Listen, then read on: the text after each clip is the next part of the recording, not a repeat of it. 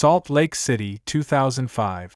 A 52-year-old retired Marine, Jack Hartman, was the most trusted man in his neighborhood. A Vietnam veteran, a regular at church meetings, a quiet man who washed his car in his garage every morning. But on October 12th, his car sat parked in front of his house for 3 days without moving. His door was open, his coffee sat cold on the table, and the freshly dug soil in his backyard held answers to questions no one dared to ask. For 18 years, everyone knew. The answer was somewhere in that small Mormon town. They just didn't have the courage to look. Before we dive into the story, don't forget to subscribe to the channel and hit the notification bell to stay updated with the latest cases. October 12, 2005, dawned clear and cold over the Salt Lake Valley. The Wasatch Mountains, their peaks already dusted with early snow, rose like ancient sentinels to the east, their granite faces catching the first light of morning. In the suburban community of Sandy, Utah, a town of approximately 90,000 people nestled at the base of those mountains, the day began like any other. Commuters filled their travel mugs with coffee. School buses rumbled through quiet neighborhood. The LDS temple in the distance, its white spire gleaming against the blue sky, stood as a reminder of the faith that bound this community together. Sandy was a place where people knew their neighbors, where children played in cul-de-sacs until dark, where the biggest crime was usually a stolen bicycle or vandalized mailbox.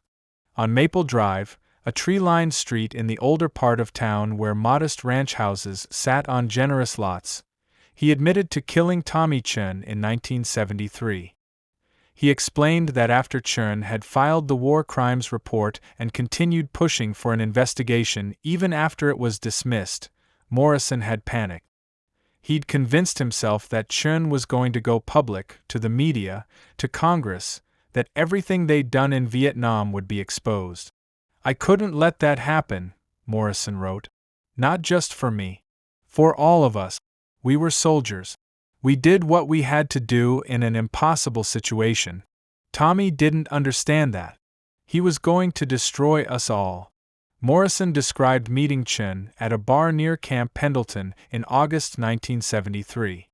He'd bought him drinks, talked about old times, suggested they go for a drive to discuss the situation.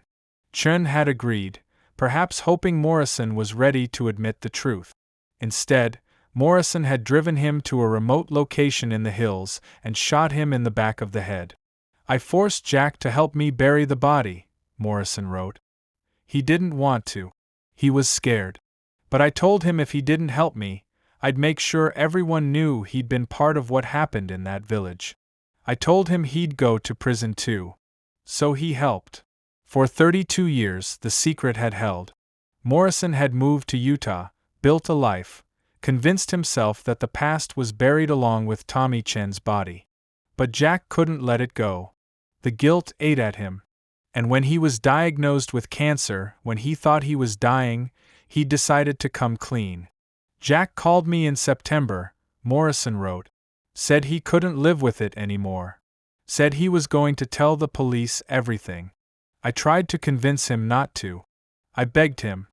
But he wouldn't listen. He said Tommy's family deserved to know what happened. He said we deserved to be punished." Morrison had gone to Jack's house on October 11. He'd tried one last time to change Jack's mind. When Jack refused, Morrison shot him. "I'm not proud of what I did," Morrison wrote. "But I don't know what else I could have done. I couldn't let my family be destroyed. My kids, my grandkids, they didn't deserve to have their lives ruined because of something that happened 50 years ago in a war." The letter ended with Morrison stating that he had no intention of being captured, that he'd left the country and wouldn't be coming back. "By the time you read this, it will be over," he wrote. "I'm tired. Tired of running. Tired of the wait. Semper Fi." Detective Reeves finished reading the letter and set it down on her desk.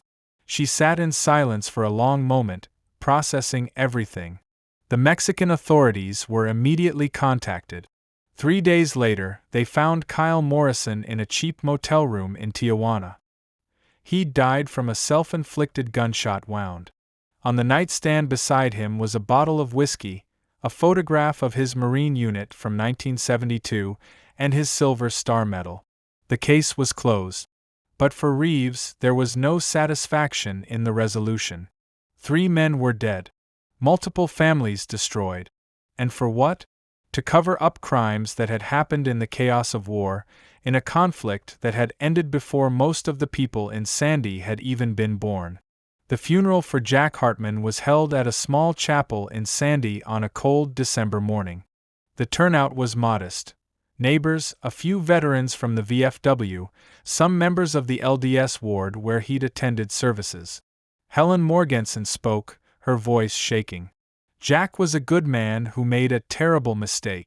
He carried that mistake for 30 years, and in the end, he tried to do the right thing. He didn't deserve what happened to him. Tommy Chen's family held their own service in San Francisco. Tommy's younger sister, Linda Chen Park, now in her 60s, stood at the podium and spoke about her brother. For 50 years, we didn't know what happened to Tommy. We held on to hope that maybe he was alive somewhere, that he'd just decided to disappear and start over. Learning the truth was devastating. But it was also a kind of relief. We finally know. We can finally say goodbye. Linda had been 12 years old when her brother disappeared. She'd spent her entire adult life wondering, imagining scenarios, never knowing. The uncertainty had been its own kind of torture. My brother was murdered for trying to do the right thing, she said, tears streaming down her face. He saw something wrong and he tried to hold people accountable. That took courage. That took integrity. And it cost him everything. The story made national news. The media coverage focused on multiple angles: the long shadow of Vietnam, the failure of military justice, the tragedy of men destroyed by secrets and guilt. There were think pieces about PTSD, about moral injury, about how wars continue to kill long after the shooting stop. Veterans groups debated Morrison's actions, some sympathizing with the impossible position he'd been in, others condemning him absolutely. The case also raised uncomfortable questions about the military's handling of war crimes allegations. If Tommy Chen's 1973 complaint had been properly investigated, if justice had been served then, would he still be alive? Would Jack? For the LDS community in Sandy, the case prompted its own kind of reckoning. The church held special meetings to discuss the tragedy, to process what it meant that violence and deception had been hiding in their midst. The bishop spoke about the nature of sin, of guilt, of the possibility of redemption even for those who'd done terrible things. He spoke about Jack Hartman's final decision to tell the truth, to choose honesty over self-preservation. Brother Hartman never joined our church, the bishop said. But in his final act, he demonstrated a principle we hold dear, that it's never too late to choose the right. He paid the ultimate price for that choice. We should honor his courage. Not everyone in the congregation agreed. Some felt that Jack's complicity in covering up Tommy's murder for 3 decades negated any redemption his final choice might have offered. The debate was vigorous, emotional, revealing the deep moral complexity of the case. Detective Reeves was invited to speak at a law enforcement conference in Salt Lake City about the investigation. She presented the case as a study in persistence, in following leads even when they seemed to lead nowhere, in trusting your instincts when something felt wrong. The physical evidence was crucial, she told the audience. The body in the backyard, the journal, the military records. But just as important was understanding the people involved. Understanding what motivated them, what they feared, what they were capable of. During the QA, a young detective asked, "Do you think justice was served?" Reeves paused, considering the question. "I think the truth came out. I think families got answers they'd been seeking for decades. But justice? I'm not sure. 3 men are dead.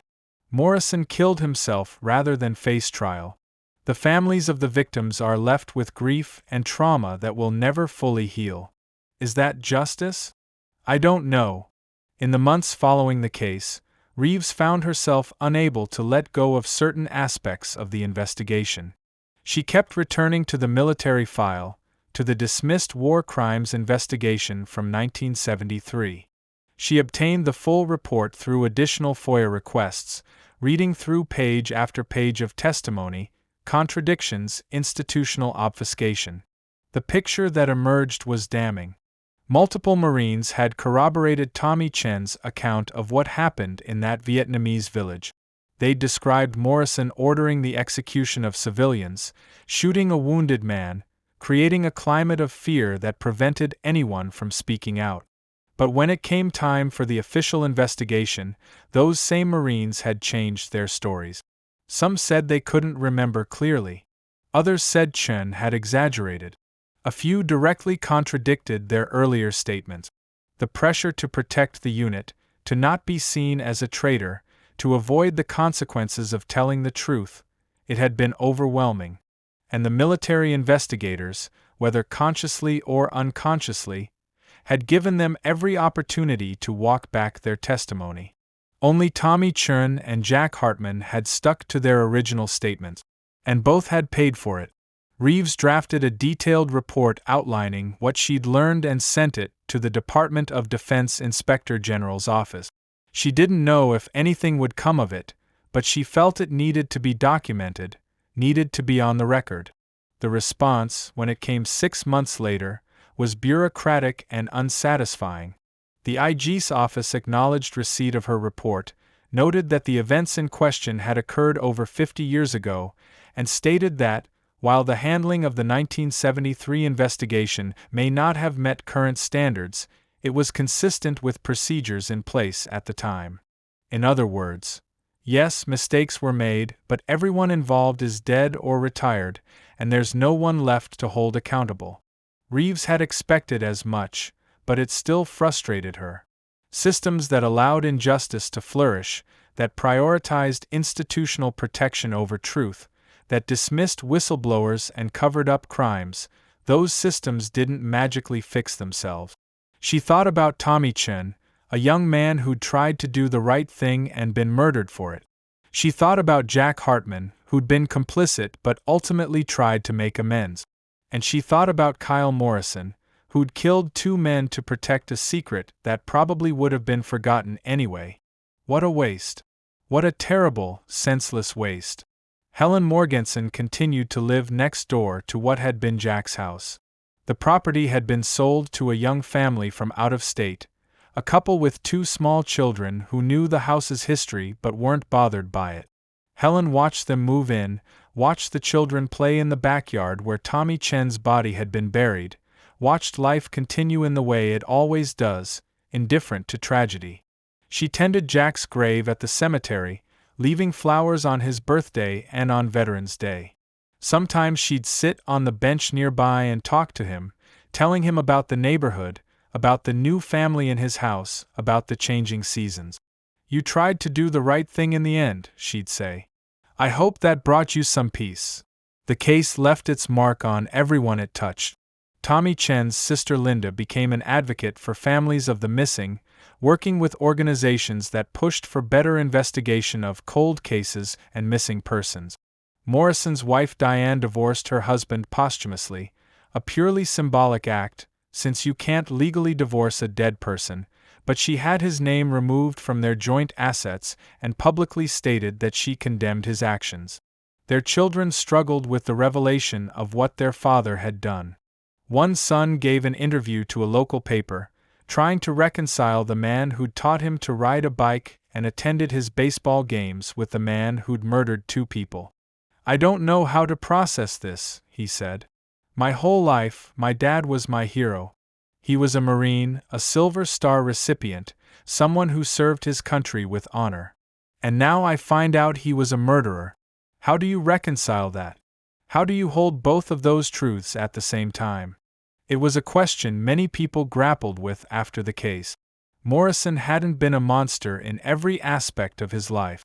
By most accounts, he'd been a good father, a reliable contractor, an active member of his community. He'd helped his neighbors, volunteered his time, paid his taxes. But he'd also killed 2 men in cold blood and lived with those secrets for decades. The human capacity for compartmentalization, for living double lives, for being both good and terrible, the case demonstrated all of it in stark detail.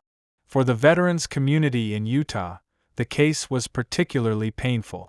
Morrison had been one of their own, a respected figure, someone who embodied the values of service and sacrifice. Learning that he'd committed war crimes and then murdered to cover them up felt like a betrayal. The local VFW chapter held a special meeting to address the situation. They voted to remove Morrison's name from the plaque honoring Vietnam veterans who'd served with distinction. It was a small gesture, but it mattered. "We can't erase what he did," the VFW commander said. "And we can't pretend he didn't serve. But we also can't honor someone who violated everything we're supposed to stand for." The meeting was contentious. Some members argued that Morrison's service should be separated from his later crimes. Others insisted that his crimes invalidated everything else. In the end, they settled on a compromise. Morrison's name would remain in the general record of veterans who'd served, but he would not be specifically honored or celebrated. As the first anniversary of Jack Hartman's death approached, the media interest in the case had faded. Other stories had taken its place. The news vans left Sandy. The reporters moved on to newer tragedies. But in the quiet aftermath, the people who'd been most affected continued to grapple with what had happened. Detective Reeves found herself thinking about the case at odd moments, while grocery shopping, while driving to work, late at night when she couldn't sleep. She'd close her eyes and see Jack's coffee cup sitting on his kitchen table, still half full, a small detail that had signaled something terribly wrong. She'd think about the moment Helen Morgensen realized her neighbor was missing, the way Helen's hand had trembled when she called 911. The small acts of noticing, of caring, of refusing to accept that everything was fine when it clearly wasn't, those mattered. If Helen hadn't been paying attention, if she hadn't called the police, Jack's body might never have been found. Tommy Chen's remains might have stayed buried in that backyard indefinitely. The truth would have died with Morrison. But Helen had noticed. And because she noticed, because she cared enough to act, the families got answers. It wasn't the answer they'd wanted, but it was truth. And truth, however painful, was better than endless uncertainty. On October 12, 2006, exactly 1 year after Jack disappeared, a small group gathered at his grave. Helen was there, along with a few neighbors, some veterans from the VFW and Detective Reeve. They stood in a circle around the simple headstone that read, John Jack Hartman, 1953 to 2005. Vietnam veteran. At peace at last. Helen placed fresh flowers on the grave, yellow roses, Jack's favorite. She'd learned that from his journal, one of the few personal details in those spare entries. Jack was a complicated man, Helen said, her voice carrying in the quiet cemetery. He made mistakes, terrible mistakes, but he also tried, at the end, to do the right thing. I believe that counts for something. I believe he deserves to be remembered with compassion, even as we acknowledge the harm that was done. Detective Reeves spoke briefly about the investigation, about the importance of persistence, of following evidence wherever it leads, of never giving up on the missing. This case reminded me that every unsolved crime, every missing person, every cold case represents a family in pain, she said. Our job is to bring them answers. Not always happy answers, but answers. Truth. Closure. Whatever small comfort that can provide. After the ceremony, as people were leaving, Reeves stood alone at the grave for a few extra minutes. She thought about all the lives that had been shattered by events that occurred in a Vietnamese village 50 years ago. The ripples of violence spread so far, lasted so long. Soldiers who'd been barely more than children when they witnessed atrocities, who'd made split-second decisions in the chaos of war, who'd then spent the rest of their lives carrying the weight of what they'd done or failed to do. Some, like Tommy Chen, had tried to hold people accountable and been killed for it.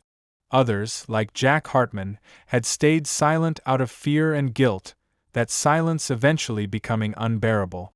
And others, like Kyle Morrison, had chosen to kill rather than face the consequences of their actions. There were no winners in this story.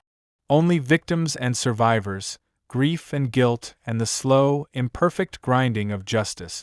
As Reeves walked back to her car, she passed other graves, other stories of lives cut short, dreams unfulfilled, potential unrealized. The cemetery was full of them, the elderly who'd lived full lives and the young who'd barely begun, accident victims and cancer patients, those who'd died peacefully in their sleep and those who'd met violent ends. Death was the great equalizer, but the circumstances of death mattered. The way you died, the reason you died, whether your death was honored or hidden, mourned or forgotten, all of that mattered. Jack Hartman's death had meaning because Helen had noticed he was missing. Because Reeves had investigated thoroughly. Because Tommy Chen's family finally learned what happened to their brother. Because the truth, after decades of silence, had finally been told. Small victories in the face of overwhelming tragedy. But victories nonetheless. In the years that followed, the case would occasionally resurface in discussions about cold cases, about Vietnam, about the long-term effects of trauma and guilt. Criminology students would study it. Journalists would reference it. Veterans groups would debate it. But for the people of Sandy, Utah, for the neighbors on Maple Drive, for Helen Morgensen who still lived in the house next door, the case was more than an academic exercise or a cautionary tale. It was a wound that had scarred over but never fully healed. A reminder that evil can wear a familiar face, that secrets can poison from the inside, that the past is never truly past. The house where Jack Hartman had lived looked like any other house on the street. The family who lived there now had painted it a different color, planted new flowers, made it their own. Their children grew up playing in that backyard, never thinking about the body that had once been buried there. And maybe that was okay. Maybe that was how it should be. Life continuing, new families creating new memories, the horror of the past gradually fading into history. But some people would always remember. Helen, who'd wave to Jack every morning. Detective Reeves, who'd stood in his kitchen and seen the cold coffee and known something was wrong. Linda Chen Park, who'd finally learned what happened to her brother after 50 years of not knowing. They would remember. And in remembering, they would honor the dead, all of them. Tommy Chen, who'd tried to do the right thing. Jack Hartman, who'd eventually found the courage to tell the truth. Even Kyle Morrison, whose choices had destroyed so many lives including his own. Because even the guilty deserve to be remembered, if only as a warning. If only as a reminder of how far a person can fall when they choose fear over courage, self-preservation over justice, silence over truth. The case of Jack Hartman closed officially in January 2007, when all the final reports were filed, all the evidence cataloged and stored, all the loose ends tied up as much as they could be. In the filing cabinets of the Sandy Police Department, the thick case file joined hundreds of others, a record of a crime solved, a mystery unraveled, justice served in its imperfect, incomplete way. And in the quiet suburban streets of Sandy, Utah, in the shadow of the Wasatch Mountains, in the heart of Mormon country, life went on. People washed their cars in their driveways. Children played on tree-lined street. Neighbors waved to each other in passing. And if sometimes, on October mornings when the air was crisp and the mountains gleamed with fresh snow, people paused to remember the quiet man who'd once lived among them, the man who'd carried an unbearable secret until it killed him, well, that was only right. Because the story of Jack Hartman wasn't just about one man's guilt or one killer's crimes. It was about the price of silence, the weight of secrets, the corrosive power of guilt, and the desperate human need for truth, even when that truth destroys us. It was about the choices we make in moments of crisis, and how those choices echo across decades, shaping and reshaping our lives in ways we can never fully predict or control. And it was about community, about the Helen Morgensens of the world who pay attention, who notice when something's wrong, who care enough to act even when it would be easier to look away. In the end, the story of Jack Hartman was a very American story, about war and its aftermath, about justice and its failures, about faith and doubt, guilt and redemption, secrets and truth. And like all good American stories, it ended not with easy answers but with complicated questions, not with closure but with an invitation to think more deeply about who we are and what we owe to each other. On Maple Drive in Sandy, Utah, the leaves fell and were raked. Snow came and was shoveled. Seasons changed. Years passed. And in a quiet cemetery on the edge of town, 3 graves stood as silent witnesses to a tragedy that spanned 50 years and 3,000 miles. Thomas Chen, John Hartman, Kyle Morrison, 3 Marines, 3 men. 3 very different paths from the same starting point. One tried to do the right thing and was killed for it. One tried to hide from the truth and was killed when he finally faced it. One tried to bury the past and ultimately buried himself. Their story was over.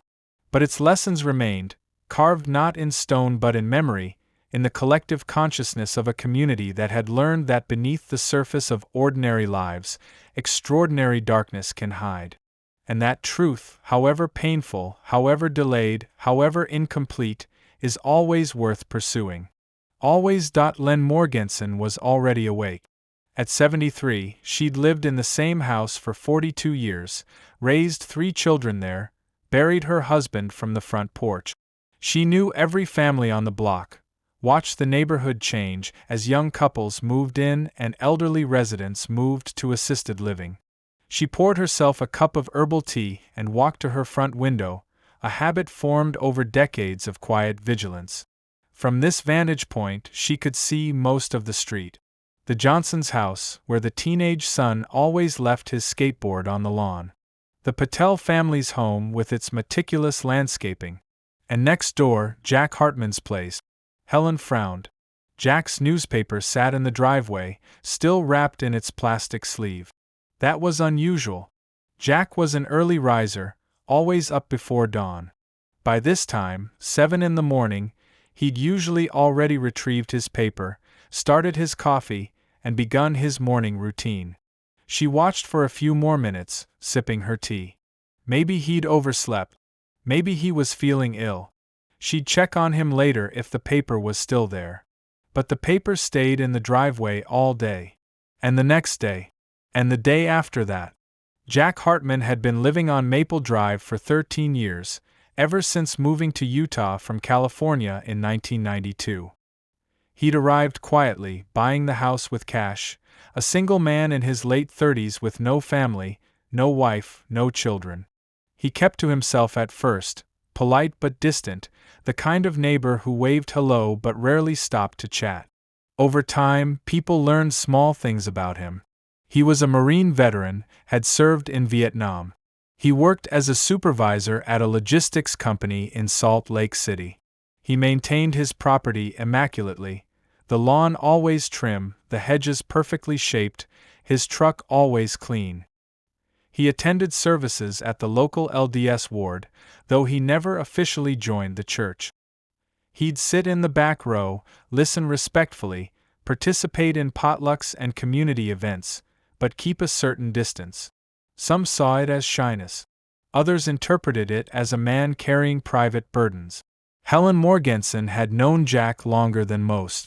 When he first moved in, she'd brought him a casserole, a gesture of welcome that was second nature in this community. He'd thanked her, his voice quiet, his manner courteous but reserved. Over the years, they'd developed a neighborly friendship built on small kindnesses, Jack shoveling her driveway in winter, Helen bringing him leftovers when she'd cooked too much. She knew Jack was a man of rigid routine. Every morning at 6:15, he'd emerge from his house in his faded Marine Corps sweatshirt and jeans, retrieve his newspaper, and wave to whoever happened to be passing.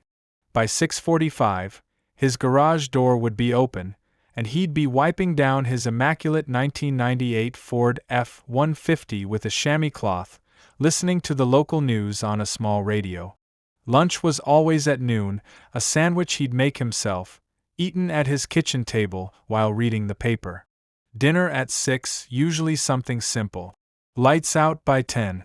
On Sundays, he attended the 9 o'clock service, sitting in his usual spot.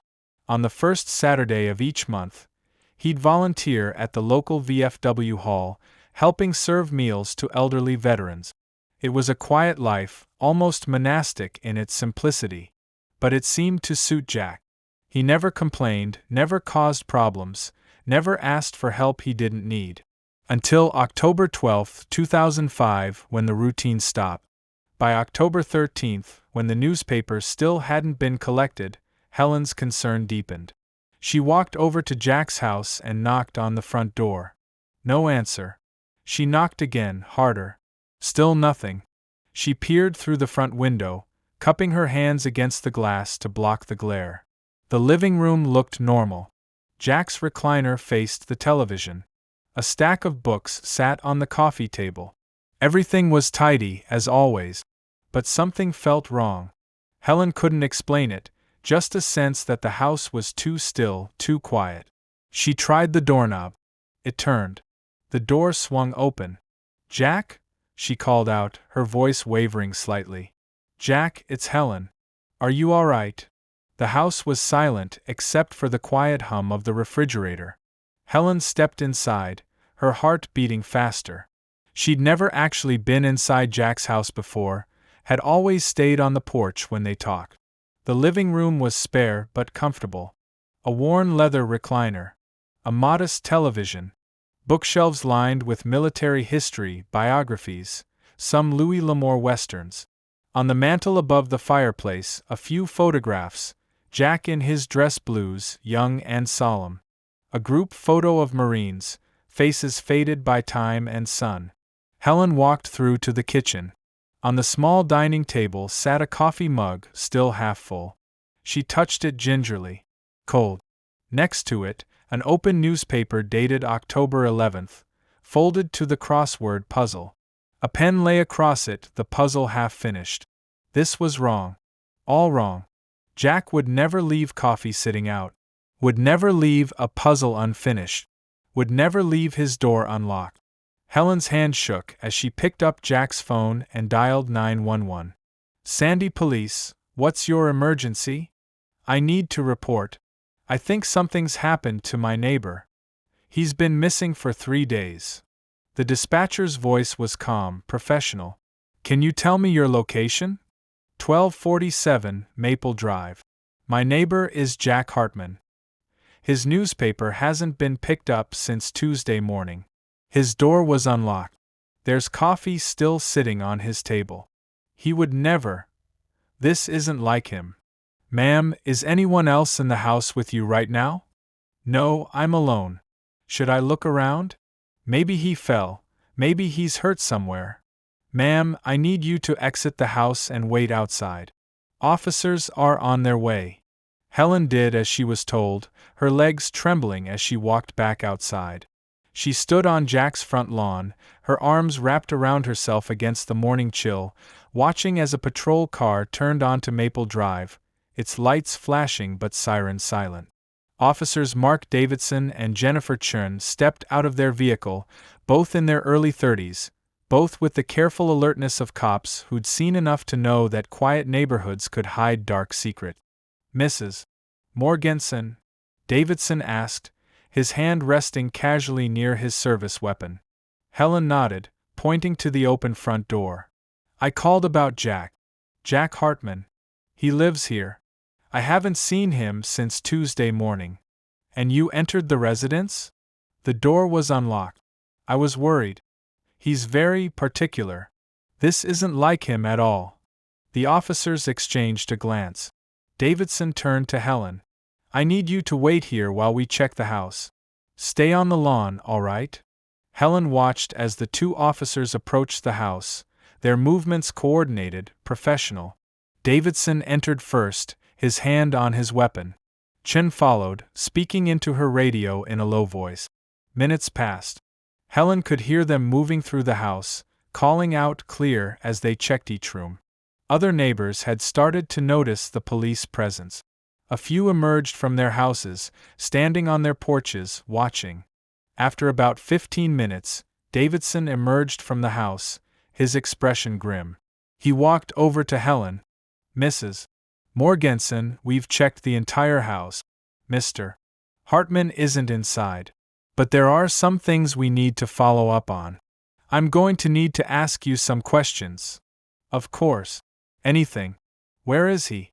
Is he all right?" Davidson's face was carefully neutral. "We don't know yet. But I need you to tell me everything you know about Mr. Hartman. When you last saw him, anything unusual you might have noticed." Helen told him everything she could remember. Tuesday morning, October 11th, she'd seen Jack retrieve his newspaper around 6:30 as usual. He'd waved to her. She'd waved back. That was the last time she'd seen him. Did he seem distressed? Upset about anything? No, nothing like that. He seemed normal. Just like always. Did he have visitors recently? Anyone you didn't recognize? Helen thought for a moment. About a week ago, maybe Monday or Tuesday, there was a truck in his driveway. Dark blue Chevy, looked fairly new. I remember because Jack doesn't usually have visitors. Did you see who was driving it? No, I'm sorry. I was inside most of the day. But it was there for several hours. Gone by evening. Davidson made notes in a small pad. Anyone else Mr.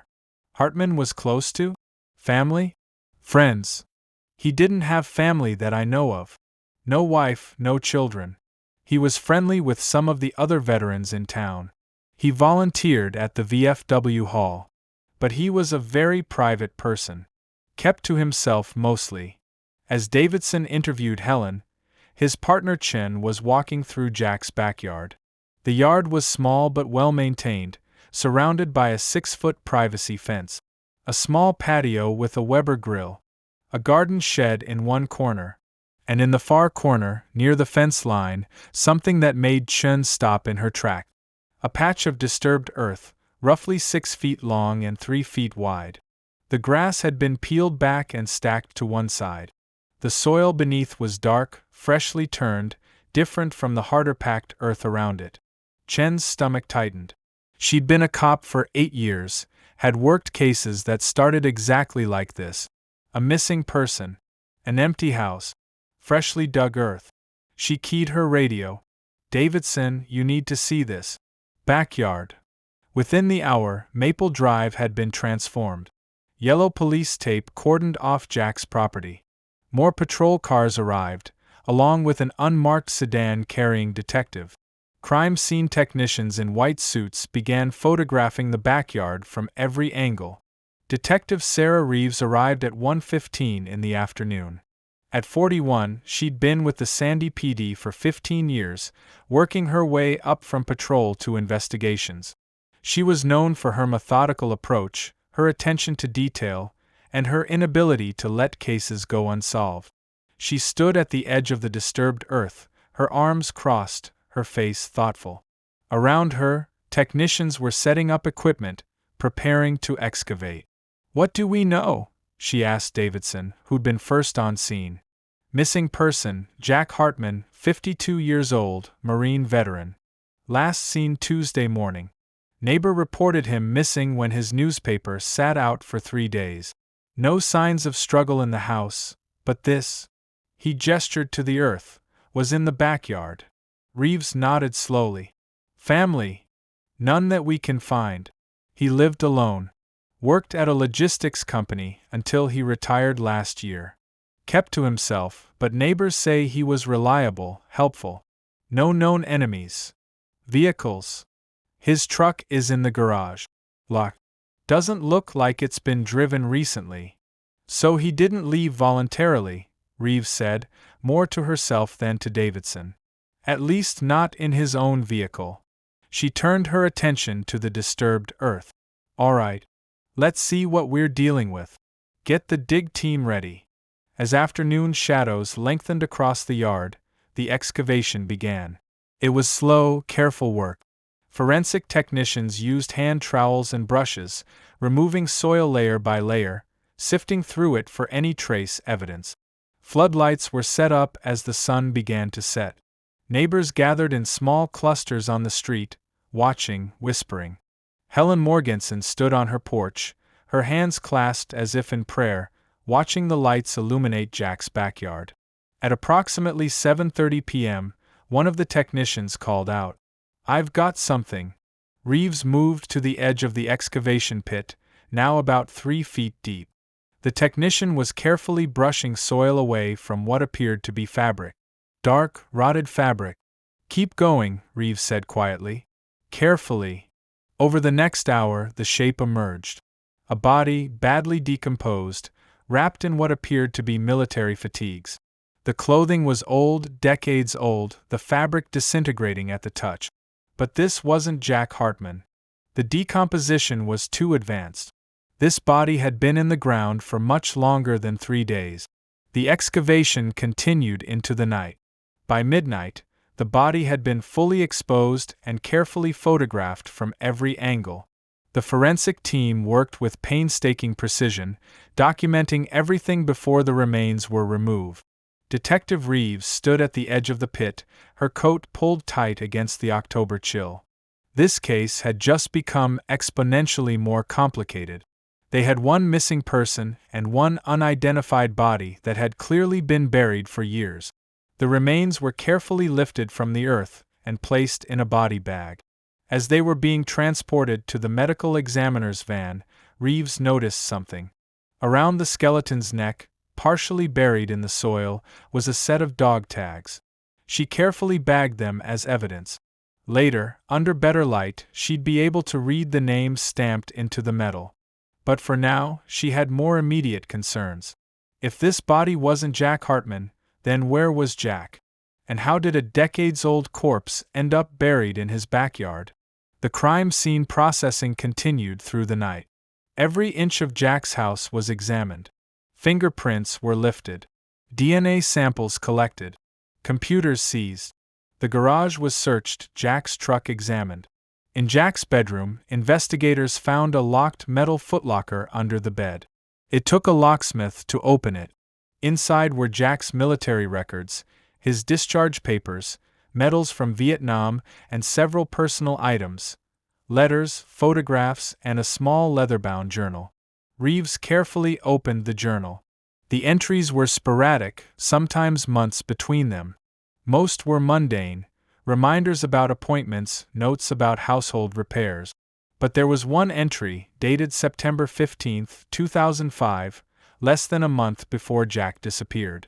The handwriting was shakier than in earlier entries, the words pressed hard into the page. "Saw him again today. After all these years. He knows. He's always known. I thought I could bury it. I thought it was over. But nothing ever really ends. The weight of it is crushing me. I can't carry this anymore. God forgive me for what I've done. God forgive me for what I'm about to do." Reeves read the entry 3 times. The anguish in those words was palpable. Jack Hartman had been carrying something, some terrible secret, and it had been eating him alive. She flipped through the rest of the journal, looking for more context, but the next entry was the last one. Dated October 10, 2005, just 1 day before Jack disappeared. "I told him. It's done. Whatever happens now, at least I tried to do the right thing. I should have done it 30 years ago. Maybe Tommy would forgive me. Maybe I can finally sleep." Tommy. A name. Finally, a thread to pull. While Reeves worked through the night at Jack's house, the medical examiner was beginning the preliminary examination of the body found in the backyard. Dr. Marcus Webb, the senior ME for Salt Lake County, had seen his share of buried bodies, but something about this one troubled him. The state of decomposition suggested the body had been in the ground for decades. The clothing, military fatigues from the Vietnam era, supported that timeline. The cause of death appeared to be a gunshot wound to the back of the head. Execution style. But it was the dog tags that provided the first solid lead. Dr. Webb carefully cleaned them, revealing a name stamped into the corroded metal. Chen, Thomas M. and beneath it a service number and blood type. Thomas M. Chen. The name meant nothing to Dr. Webb, but he immediately entered it into the military database. Within minutes, he had a file. Thomas Tommy Chen, born 1945 in San Francisco, California. Enlisted in the United States Marine Corps in 1967. Served in Vietnam, 1st Battalion, 5th Marines. Honorably discharged in 1973. And then, 3 months after his discharge, reported missing by his family. The missing person report from 1973 was sparse. Tommy Chen had last been seen in Oceanside, California, near Camp Pendleton where he'd been stationed before his discharge. He'd told his sister he was going to meet some friends from his unit. He never came home. The case had gone cold almost immediately. No body. No witnesses. No evidence of foul play. Just another young veteran who disappeared into the chaos of post-war America. Until now. At 6 a.m. on October 14th, Detective Reeves held a briefing with her team in the Sandy PD conference room. On a whiteboard, she'd begun mapping out what they knew. Jack Hartman, 52, retired Marine, missing since October 11th or 12th. No signs of struggle in his house, but his door was left unlocked, coffee left out. Highly unusual for a man of rigid routine. She pointed to a crime scene photo of the disturbed earth. Body found in his backyard, identified as Thomas Chen, also a Marine, who went missing in 1973. Cause of death appears to be gunshot wound to the head. Journal entries suggest Jack was carrying guilt about something. Reference to someone named Tommy, presumably Thomas Chen. Jack wrote that he told him, and that, whatever happens now, at least I tried to do the right thing. She turned to face her team. So here's what we need to find out. What was the connection between Jack Hartman and Thomas Chen?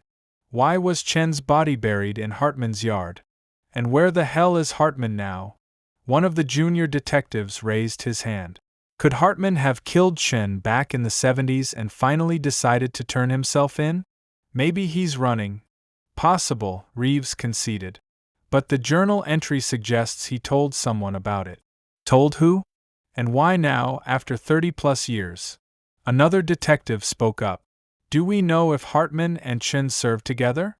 That's our next step. I've got a call in to the Marine Corps Historical Division. We should have service records by this afternoon. The records arrived via secure email at 2 p.m. Reeves opened the files and began comparing them. Jack Hartman and Thomas Chen had indeed served together. Same unit, same deployment, same time frame in Vietnam. But they weren't the only ones. The unit roster listed 15 Marines who'd served in 1st Battalion, 5th Marines, Golf Company, during the same period. Most were scattered across the country now, if they were still alive. But one name jumped out at Reeves. Kyle Morrison. Current address: Sandy, Utah. Less than 3 miles from Jack Hartman's house. Reeves felt her pulse quicken. She pulled Morrison's file. Born 1951, enlisted 1970, served 2 tours in Vietnam, earned a Silver Star for Valor, honorably discharged 1973. After the war, he'd settled in Utah, married, raised 2 kids, worked as a contractor. He was well respected in the local veteran community. Volunteered at the VFW. Spoke at schools on Veterans Day. A pillar of the community. And he'd served with both Jack Hartman and Thomas Chen. Reeves picked up her phone and dialed Morrison's listed number. After 3 rings, a deep voice answered. Morrison residence. Mr. Morrison, this is Detective Sarah Reeves with the Sandy Police Department. I'm investigating the disappearance of Jack Hartman. I understand you served with him in Vietnam. I'd like to ask you a few questions. There was a long pause. Then, of course, Detective. I've been expecting your call. The word sent a chill through Reeves. Been expecting your call. Why would he expect a call about a missing neighbor unless he already knew something was wrong? Would you be able to meet with me today? I can come to you. I'm home now if that works. I'll be there in 30 minutes.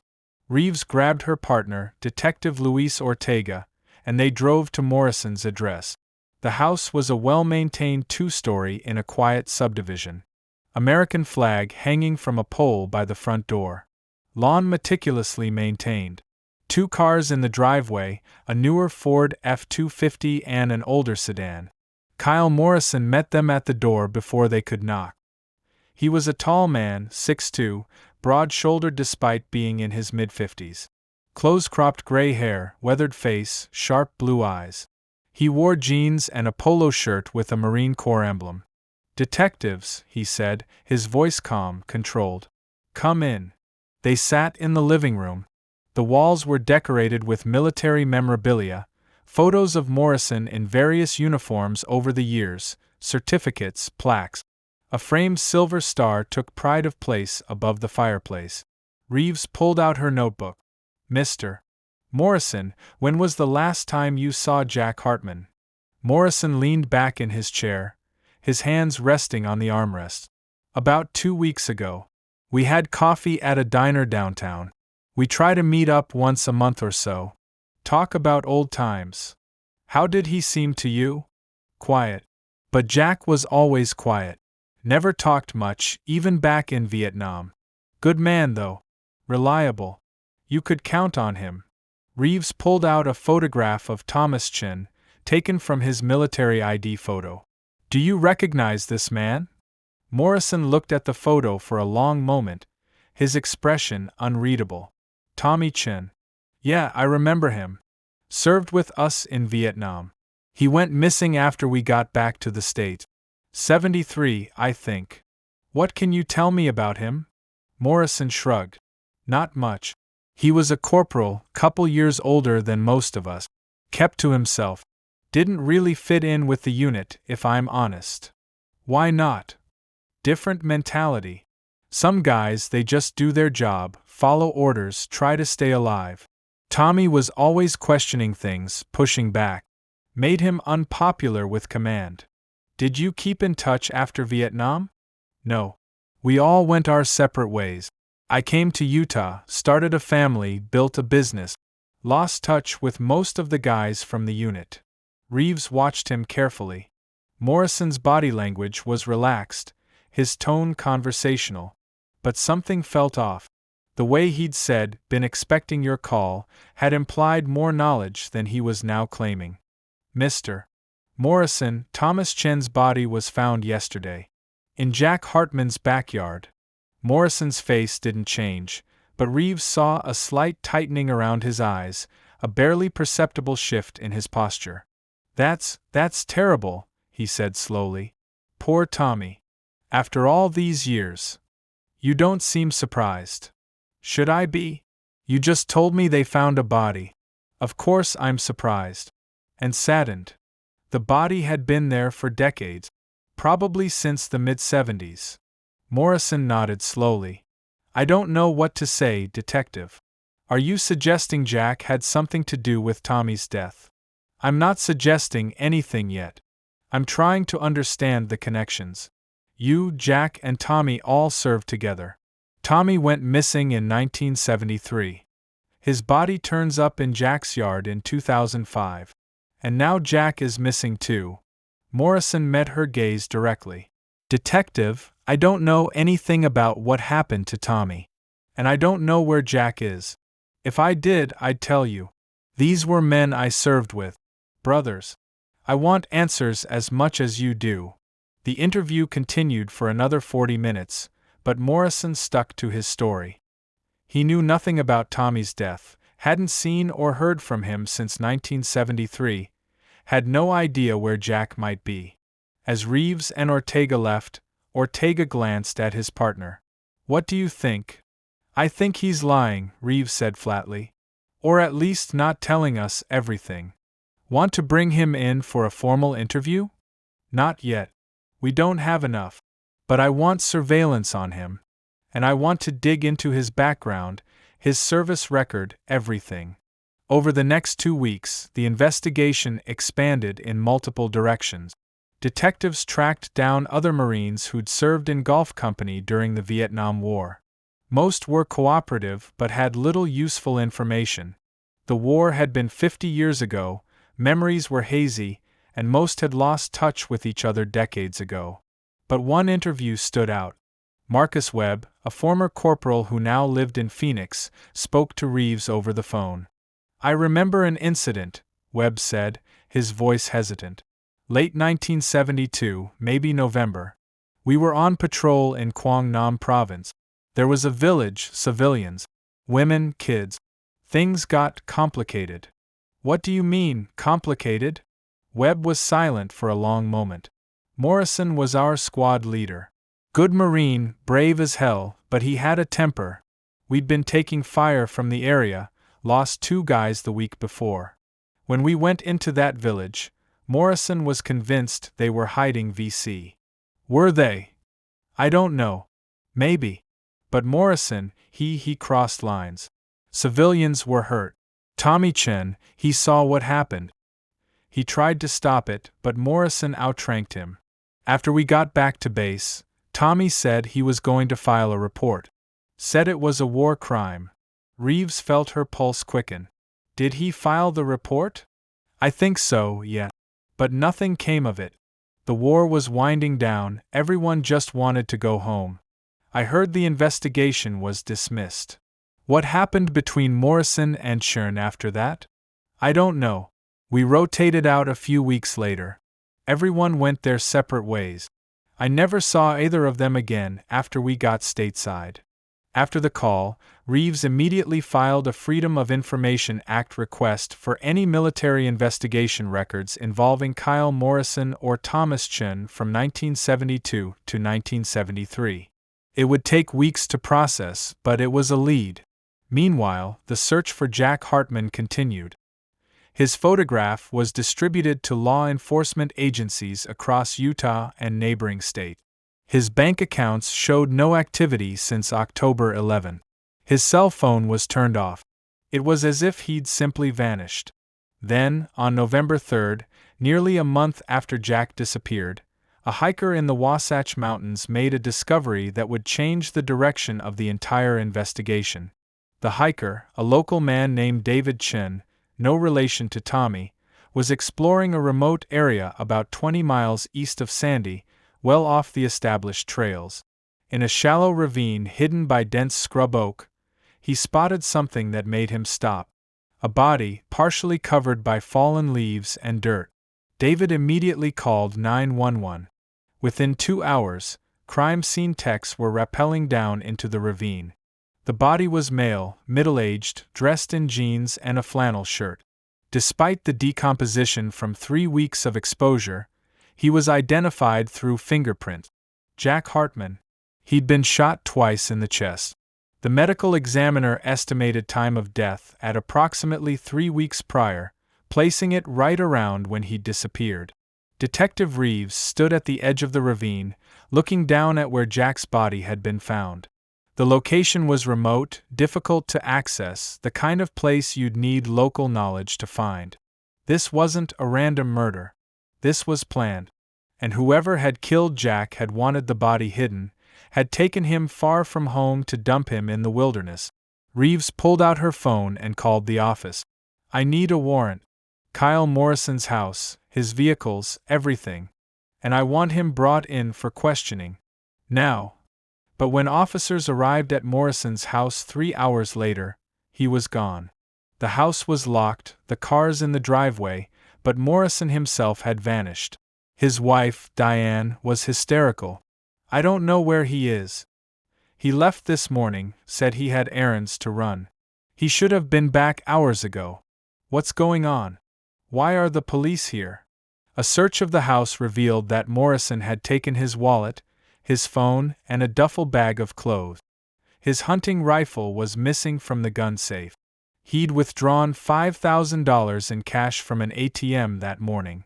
An APB was issued for Kyle Morrison. His photo was distributed to every law enforcement agency in the western United States. Border checkpoints were alerted. His phone was tracked, but it had been turned off. Kyle Morrison, decorated Marine veteran, respected community member, had become a fugitive. The investigation now had 2 bodies and 1 missing suspect. The media descended on Sandy, transforming the quiet suburb into a circus of news vans and reporters. Jack Hartman's face was on every local newscast. The story had everything: a murdered veteran, a decades-old secret, a manhunt. Detective Reeves held a press conference, carefully controlling what information was released. She confirmed that Jack Hartman had been found deceased, that his death was being investigated as a homicide, and that police were seeking Kyle Morrison for questioning. At this time, Mr. Morrison is considered a person of interest, Reeves said, her voice steady. We urge anyone with information about his whereabouts to contact the Sandy Police Department immediately. Behind the scenes, the investigation intensified. Morrison's phone records showed calls to Jack Hartman in the days before Jack disappeared. His credit cards showed a gas purchase in southern Utah on October 12, the day after Jack was last seen. Security footage from the gas station showed Morrison's truck, and a figure that could have been Morrison pumping gas, but the image quality was too poor for positive identification. The FOIA request for military records finally came through in late November. The file was thick, heavily redacted in places, but the core information was there. In January 1973, Corporal Thomas Chen had filed a formal complaint alleging that Staff Sergeant Kyle Morrison had ordered the execution of unarmed civilians in a village in Quang Nam Province in November 1972. Chen's report included detailed allegations, dates, locations, names of witnesses. He claimed that Morrison had shot a wounded civilian and ordered other Marines to kill villagers who were attempting to flee. The report also included a supporting statement from Private Jack Hartman, who corroborated Chen's version of events. The investigation had been conducted by the Inspector General's office. Multiple Marines were interviewed. But in the end, the case was closed due to conflicting testimony and insufficient evidence. No charges were filed. Morrison received a verbal reprimand that didn't appear in his permanent record. Reading the file, Reeves could see what had happened. The war was ending. The military wanted it over, wanted everyone to go home, wanted to avoid scandals. A war crimes investigation would have been messy, complicated, potentially embarrassing. So they buried it. And 3 months later, Thomas Chen disappeared. The pieces were falling into place. Tommy Chen had tried to hold Morrison accountable. The system had failed him. And Morrison, facing the possibility that Chen might go public, had silenced him permanently. But what about Jack? Why had Morrison waited 30 years to kill him? The answer came from Jack's journal. In early September, Jack had been diagnosed with prostate cancer. The prognosis had been uncertain, potentially treatable, but with no guarantees. The diagnosis had forced Jack to confront his mortality, to think about what kind of man he wanted to be when he died. And he decided he couldn't die carrying the secret of Tommy Chen's murder.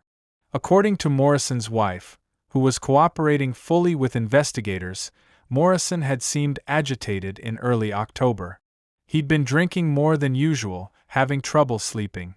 When asked what was bothering him, he'd said it was just stress from work. But work wasn't the problem. Jack was the problem. Jack had decided to tell the truth, and Morrison couldn't let that happen. The search for Morrison continued for weeks with no result. He'd simply disappeared, as completely as Tommy Chen had 40 years earlier. Then, in early December, a letter arrived at the Sandy PD, postmarked from Tijuana, Mexico. It was from Kyle Morrison. The letter was handwritten, 5 pages long, the script neat and controlled despite the content. Morrison confessed to everything.